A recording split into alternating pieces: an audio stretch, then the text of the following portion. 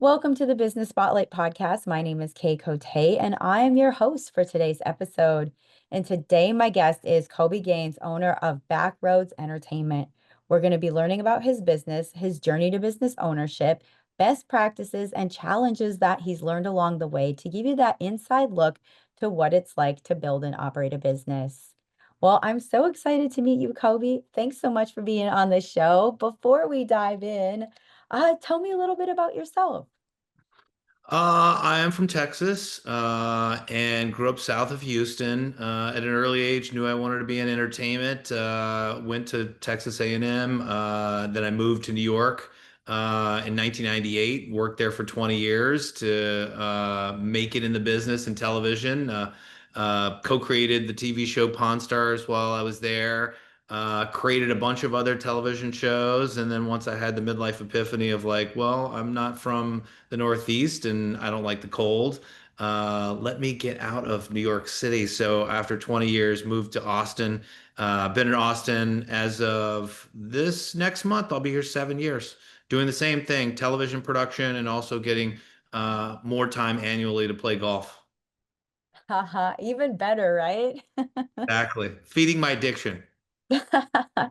Well, I'm excited to dive in. I love the entertainment business myself, so I'm ready to geek out on this episode and deep dive into the inner workings of business and entertainment. And so you've been here 7 years. When did you start your company? And kind of what was was there an aha moment there, or what was the draw to launching your own thing? Well, I started in television at a CBS affiliate. When I was in college, I went in for an internship at the local CBS station, and they asked me if I know how to shoot, and I just knew because I'd been shooting video, and they said come out, and so I shot a piece for them, and they hired me on the spot. So I kind of skipped the internship process, and so I got into working in television while I was a junior in college. And then, as soon as I graduated, New York or LA, typical points of entry for the entertainment business, and where do you go to make it? I chose New York, and in New York, the first job I had it was a profile series on Fox News Channel, which it was called 212, which is the area code of New York. So it was really interesting New Yorkers stories, and so it was very different than the Fox News of today. But I really got to do everything. I got to shoot. I got to oversee editors. I was like a producer, but getting paid at the entry level, and just really, finding my way at 23. So myself and a close friend, we built out what was the early stages of a television production company. We knew we liked creating stuff. We were both creative people. And so we did what you do at a very early age, is where you're just trying stuff. Bought some equipment. We were shooting anything and everything. We shot some wedding videos, and we just sort of piddled around in New York City until we got introductions to people, to introductions to other people, and then eventually we pitched a television show. We founded the company. This is 2002. Founded this company, which still exists today. It's called Left Field Entertainment. It's called Left Field Pictures at the time. And you're kind of in conversations, and you're doing this sort of grunt work, doing any kind of video work you can do. But you want to create television shows. You just don't know what that road looks like at all. So finally found the courage, and also I guess the people that didn't know us that well. So they were like, "Oh, we're pitching them a TV show," and they're interested in this show idea. And so we pitched this show that was called The Principal's Office, and it was basically like a comedic version of Cops in high schools. And so we were following around high school principals, busting kids doing really funny things, ridiculous things, the kind of rite of passage things.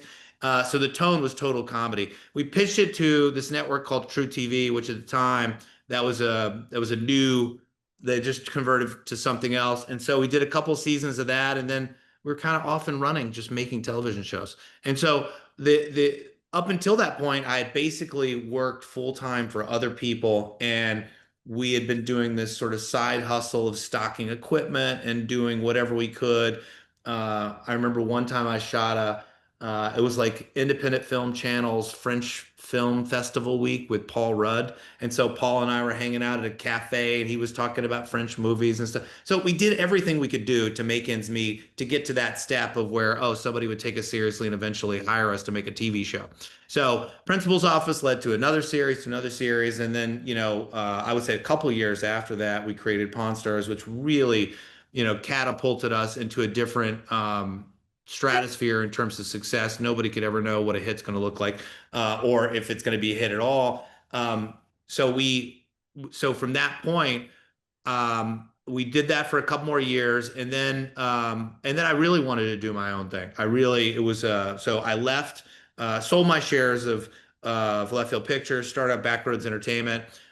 This is probably a long, winding, maybe even a droning story I'm telling, I'm realizing now. But so I started up Backroads Entertainment, and this company I've had for almost 15 years. And through the years, we've produced lifestyle, home improvement. We just did a car series recently. We've done game shows, we've done comedy, celebrity projects. Right now, we've got a couple of sports projects we're developing. Sports is a total passion of mine, and so if I can figure out a way to monetize my addiction to watching sports, that's what I'm working on. But also, we have a shipwreck hunting series that we're starting up, and we have a couple other really cool projects that are fun and interesting. But for me now, it's just about can I scratch the creative itch of the story that we're telling and that we're ultimately kind of getting paid to produce and hopefully be seen. Hopefully it's successful. But I'm trying as best I can now as a production company owner to create things that I'm interested in, and that people want to see.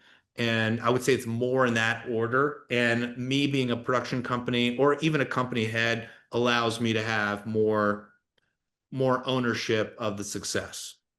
So Hmm. that's where we are. I don't know. I probably could have done that in a much more pithy and powerful way, but there you go. No, that is wonderful. It actually gave me a lot of things to talk about through our episode. And you talked about more ownership. So kind of like what does your ownership structure kind of look like right now? We Backroads Entertainment's an LLC, and my wife is an equity owner of it. She is not very much involved in the Backroads piece. We have another business that we're starting up, which is sort of like MTV for the romance industry. That business is called Love on Demand. So I would say Backroads is like 99.1 her, and Love on Demand is like 99.1 me. And so we're taking both, and I met my wife in television, so we're both very much I would say we're good at telling stories, we're creative people, and we're also at this stage, almost being 30 years in the business, almost 25 years of selling shows. We have a lot of relationships, a lot of the acumen, a lot of the ability to create premium entertainment. And so, but yeah, we're an LLC. We're based in Texas. We just redid our whole corporate structure to be based in Texas because, as you're probably aware, Texas has a lot of benefits to being in business in Texas. 100%. Well, shameless plug if you ever need a host for your dating show, let me know. There we go. We'll sidebar about that. But that is super cool. I absolutely love this. And so it's you and your wife. Now, tell me about the rest of your team. Do you have an executive team, employees, and how many? Yep. Yeah, yeah, we full-time employees. You might be shocked. We have four full-time employees. I have a head of development. She's been with me for 7 years. She started as an intern, and just like you find some diamonds at the internship level, and she's ascended through the ranks. She handles I would say, the cultivation of the development materials that we sell to networks that you know. We have a line producer who is basically the production logistics, the hiring, firing, budgeting person, the person who's responsible for bringing the money in, making sure that the money's right and that we're paying according to, the budget specifics for any particular show. We have I would say an assistant who's become more of an office manager type. And then we also have a social media person who's been helping us on the back road side and also on the Love on Demand side. And then when we have a show, like we have this shipwreck hunting series that we're starting up, And when that's full bore, we'll probably be about 25 people. Okay, now do you bring on like contractors to like Yeah. show the Yeah. show? Okay, Yeah. cool. Yeah, we have this full-time staff, and then when you get a project that's greenlit, from the time you're greenlit till the time you're on the air, wherever the air is, that's where you might have. I've had 100 people working for me on a show before, but shows are a little smaller, a little compact. If you're on a show like Love Island, that could be 200 people, working at once. But we're not generally doing shows of that size. It's more I would say the sort of medium-sized products that you see out on the air. Oh, very cool. And now looking at your business currently, where do you see the company going, say in the next 3 to 5 years? Yeah. Well, the entertainment business has changed a lot. When I started in the entertainment business, there was a gold rush of opportunity. The legacy companies that were filling the pipelines of cable television largely. And so, sort of the sky was the limit in terms of the volume of green lights. The budgets were very good. And ultimately, if you're a production company owner, if you desired to have equity investors or sell your company, the exit was very nice.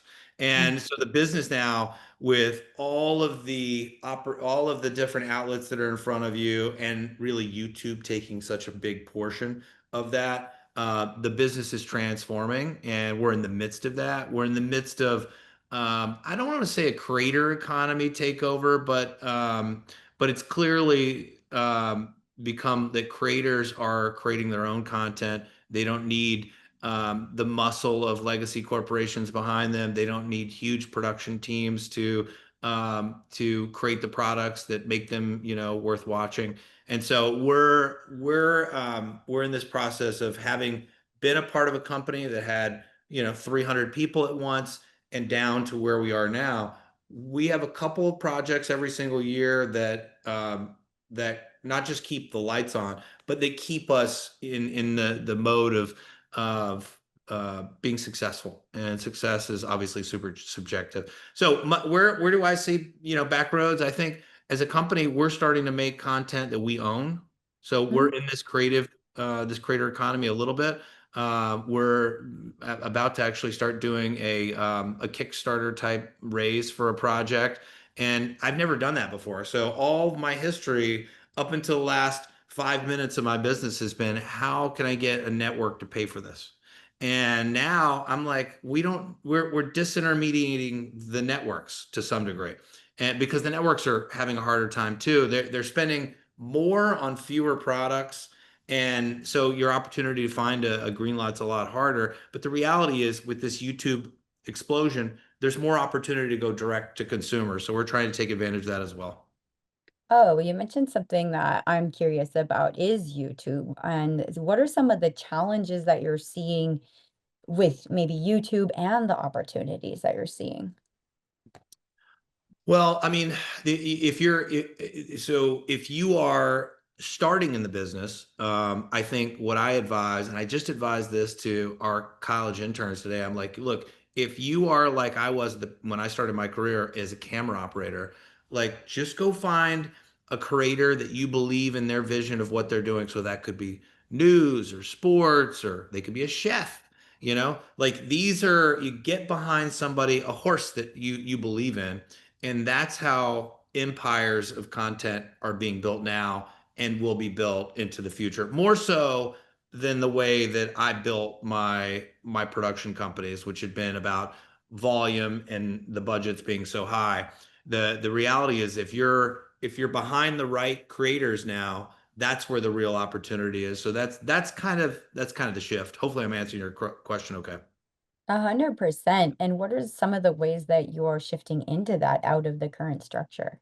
Yeah. Well, I'm not leaving the current structure at all. I mean, with 20 years plus of relationships at Hulu, et cetera. I mean, even a former intern of mine is a VP at Hulu. So, I'm not I'm still pitching these places, but I'm just changing some of the way that we're doing business. So if we do this Kickstarter raise on a project, then we'll be using fans of this particular lane of content to raise the money to make it, and then we'll be putting it out mostly in on YouTube and also social media. So that is a clear, very different way of doing business that we have never done business before, but is being done more and more so. So I'm still in the old guard. I'm always going to have one foot in the old way of doing business.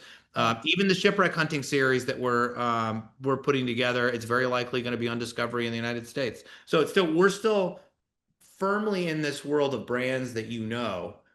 The funding for our projects is coming together differently than ever before.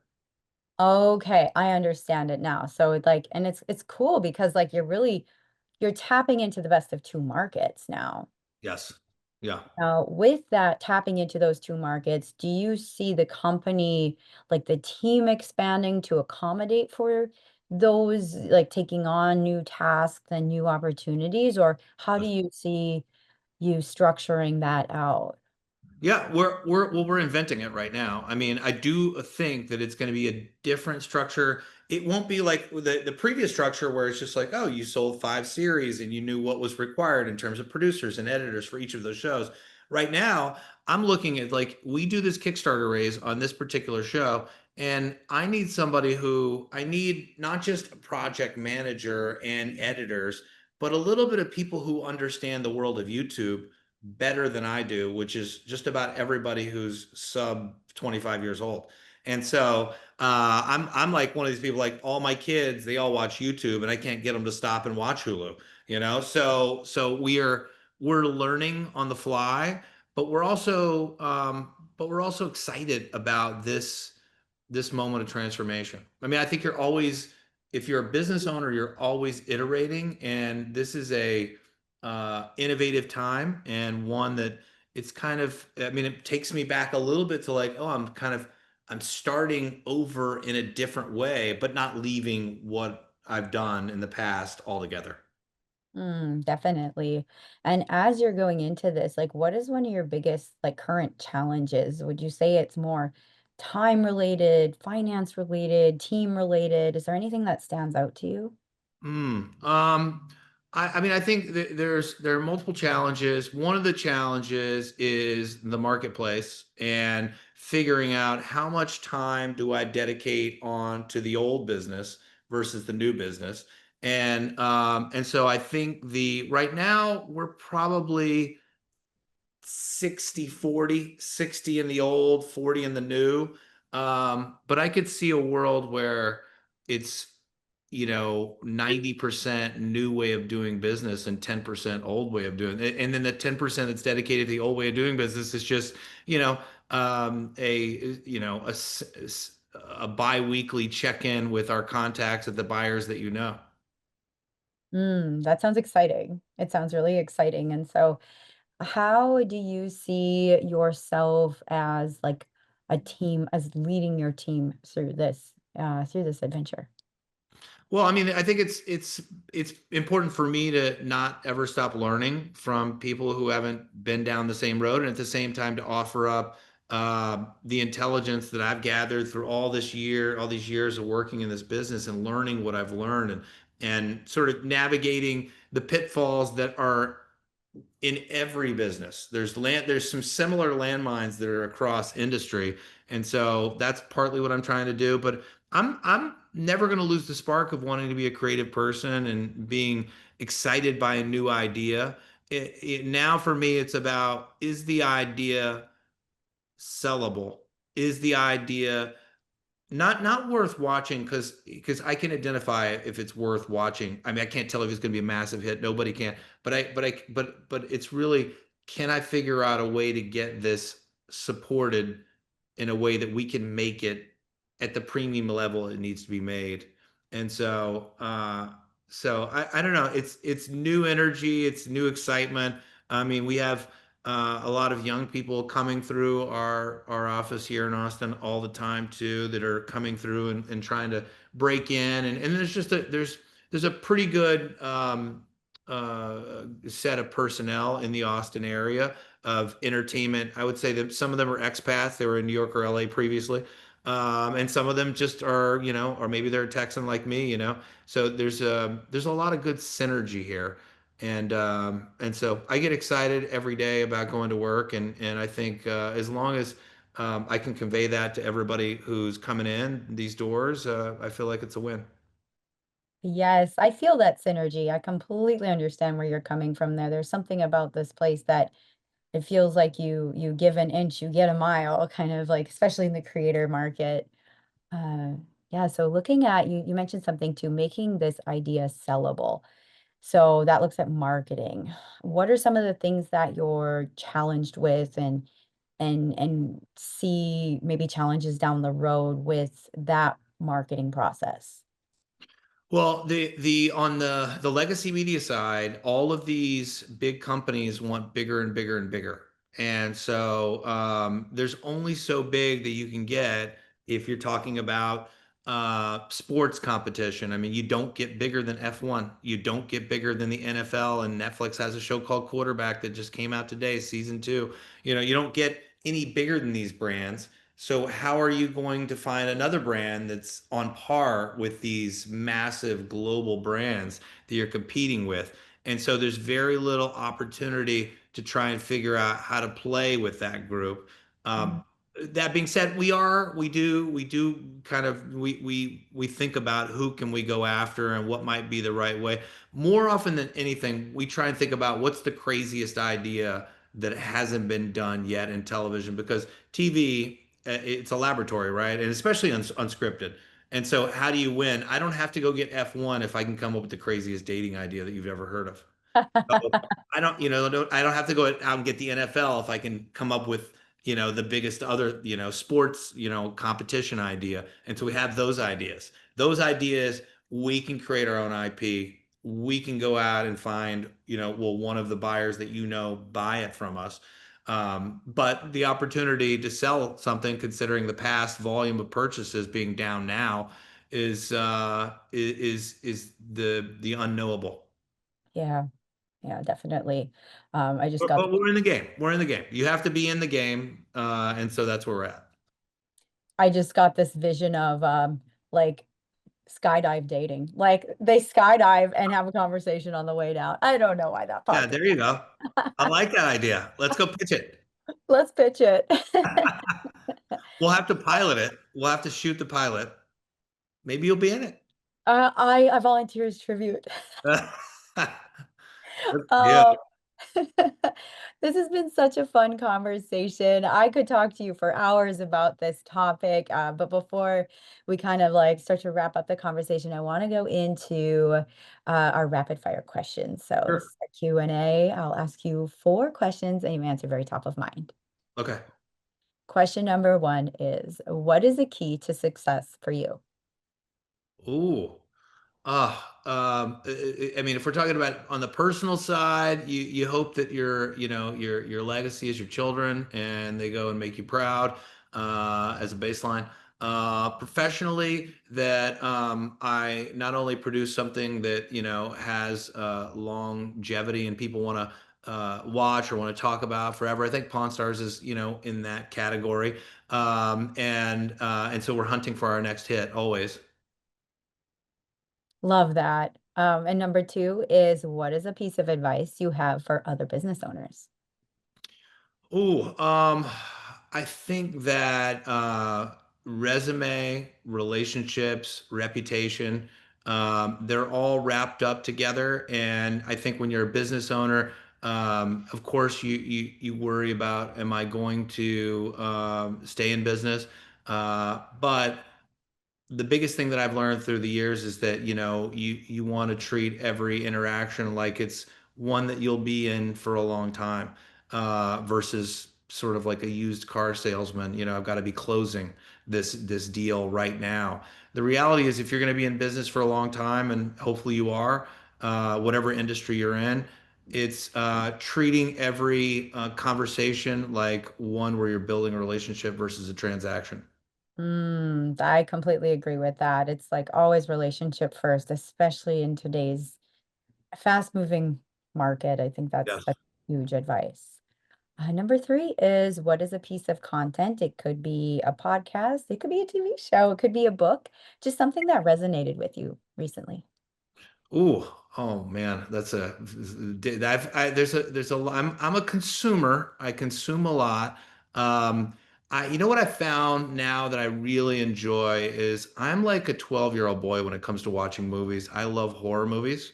And I just took my daughter who's 10, I'm not going to win Father of the Year award, to see Megan 2. And these are the kind of moments I have where I'm like, just by the way, I enjoyed it. I really just enjoy connecting on that level. I love stories, unscripted, scripted. I mean, I read a lot of podcasts. I could say I could take this question and run 100 places, but I really, I think as I get older, I enjoy the ability to connect with my kids on in content when they can take their eyes away from YouTube. Oh, definitely. I think that's awesome. Final question is if you could wave a magic wand and improve one aspect of your business, what would it be? Mm. Oh, that's a great question. What would it be? I think that um, I probably would figure out how to be 5 years forward in this new transformation that we're undergoing at Backroads, which I said, right now we're probably 40% in this direction, probably 90% in this direction. So if I could wave a magic wand, I would already be further down the road of like, oh, we did 3 Kickstarter campaigns last year. We're doing 5 this year. That sort of we're doing multiple YouTube series. We've got creator economy content that we're producing at large enough for me to still feed my golf addiction and to be dad on the weekends. But so that's probably the wand that I would, I feel like I have great relationships and I enjoy what I do, but I also I'm sort of going back to college a little bit with this new world of creator economy industry. And so I wish I was further along in that way, but I will be. Well, thank you for answering that. Again, Colby, this has been a such a fun conversation. Before we get to our final question, let's help you get started with some awesome connections. How can people connect with you and your business online?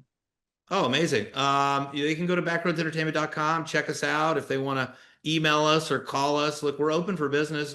We've had great ideas for great TV shows come from attorneys, dentists, uh, interns. So we are open for if you have the craziest, best reality concept that we haven't heard or seen, we want to hear them. And or if you're great talent as well, like are you the next Chip and Joanna Gaines? Please reach out to us.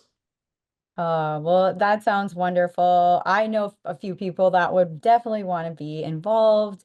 And so thank you again for sharing your story. And for our final question today, what is most inspiring to you today? Ooh. What is the most inspiring to me today? I think it's a little bit of just getting to see the younger generation start up in our business and figure out who they want to be professionally.